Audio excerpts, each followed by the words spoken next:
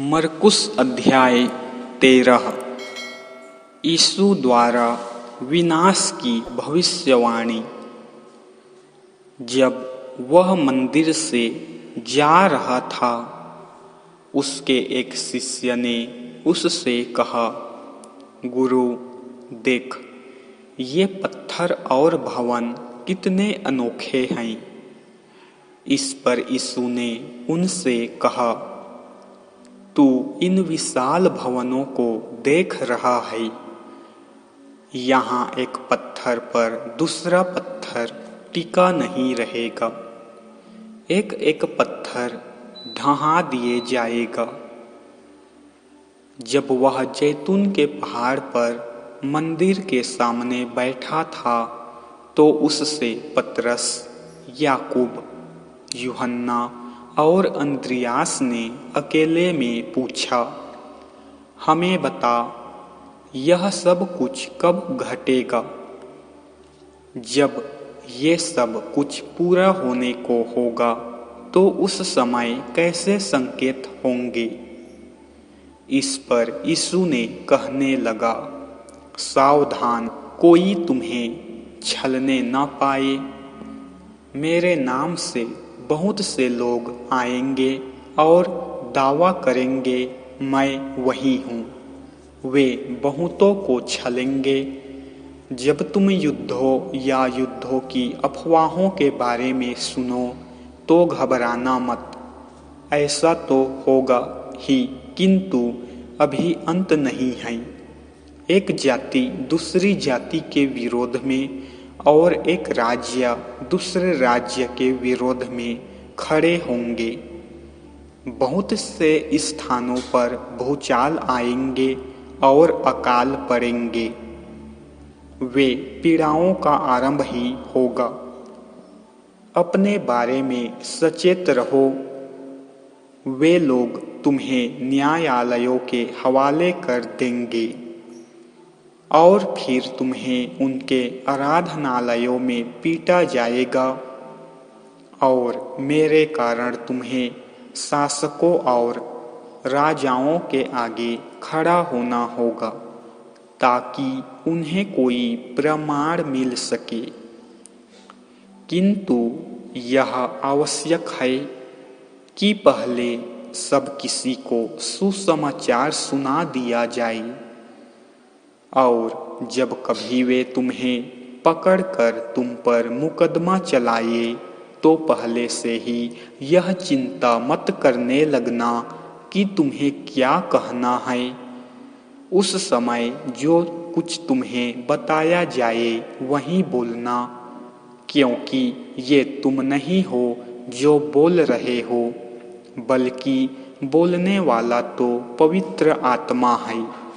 भाई भाई को धोखे से पकड़वाकर मरवा डालेगा, पिता पुत्र को धोखे से पकड़वाएगा, और बाल बच्चे अपने माता पिता के विरोध में खड़े होकर उन्हें मरवाएंगे।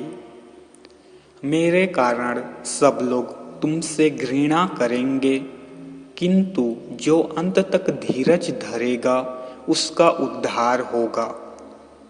जब तुम भयानक विनाशकारी वस्तुओं को जहाँ वे नहीं होनी चाहिए, वहाँ खड़े देखो, सुनने वाला यह सब कुछ समझ ले कि इसका क्या अर्थ है।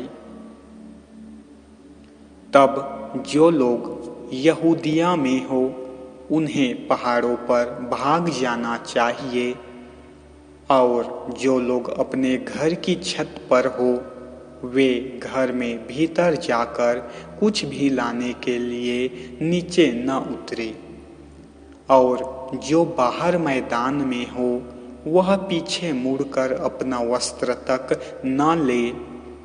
उन स्त्रियों के लिए जो गर्भवती होंगी या जिनके दूध पीते बच्चे होंगे, वे दिन बहुत भयानक होंगे। प्रार्थना करो कि यह सब कुछ सर्दियों में न हो।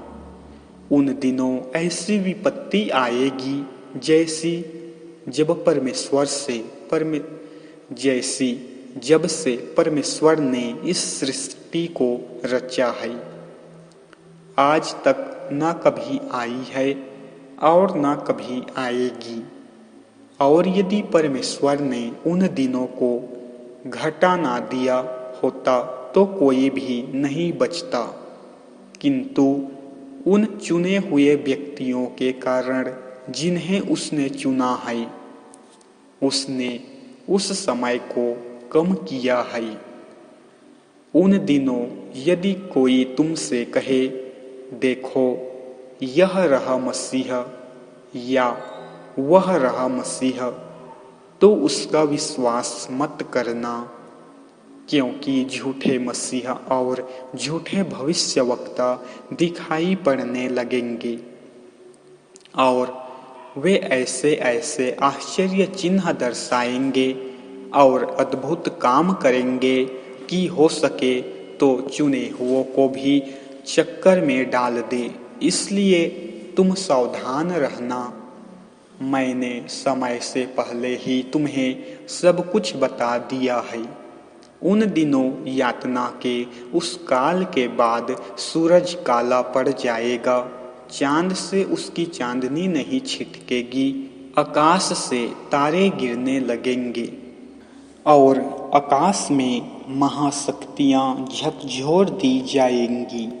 तब लोग मनुष्य के पुत्र को महाशक्ति और महिमा के साथ बादलों में प्रकट होते देखेंगे। फिर वह अपने दूतों को भेजकर चारों दिशाओं, पृथ्वी के एक छोर से आकाश के दूसरे छोर तक सब कहीं से अपने चुने हुए लोगों को इकट्ठा करेगा। अंजीर के पेड़ से शिक्षा लो कि जब उसकी टहनियाँ कोमल हो जाती है और उस पर कोंपले फूटने लगती है, तो तुम जान जाते हो कि ग्रीष्म ऋतु आने को है। ऐसे ही जब तुम यह सब कुछ घटित होते देखो तो समझ जाना कि वह समय निकट आ पहुंचा है, बल्कि ठीक द्वार तक। मैं तुमसे सत्य कहता हूँ कि निश्चित रूप से इन लोगों के जीते जी ही ये सब कुछ बातें घटेंगी। धरती और आकाश नष्ट हो जाएंगे, किंतु मेरा वचन कभी ना टलेगा। उस दिन या उस घड़ी के बारे में किसी को कुछ पता नहीं, ना स्वर्ग में दूतों को और ना अभी मनुष्य के पुत्र को, केवल परम पिता परमेश्वर जानता है। सावधान जागते रहो, क्योंकि तुम नहीं जानते कि वह समय कब आ जाएगा। वह ऐसे ही है जैसे कोई व्यक्ति किसी यात्रा पर जाते हुए सेवकों के ऊपर अपना घर छोड़ जाए और हर एक को उसका अपना अपना काम दे जाए, तथा चौकीदार को यह आज्ञा दे कि वह जागता रहे। इसलिए तुम भी जागते रहो, क्योंकि घर का स्वामी न जाने कब आ जाए। सांझ गए, आधी रात, मुर्गे की बांग देने के समय या फिर दिन निकले। यदि वह अचानक आ जाए तो ऐसा करो जिससे वह तुम्हें सोते न पाए। जो मैं तुमसे कहता हूँ वही सबसे कहता हूँ, जागते रहो। इस प्रकार से प्रभु यीशु मसीह ने अपने 12 शिष्यों को समझाया और प्रभु ने अपनी महिमा को दिखलाया। जय मसीह की दोस्तों।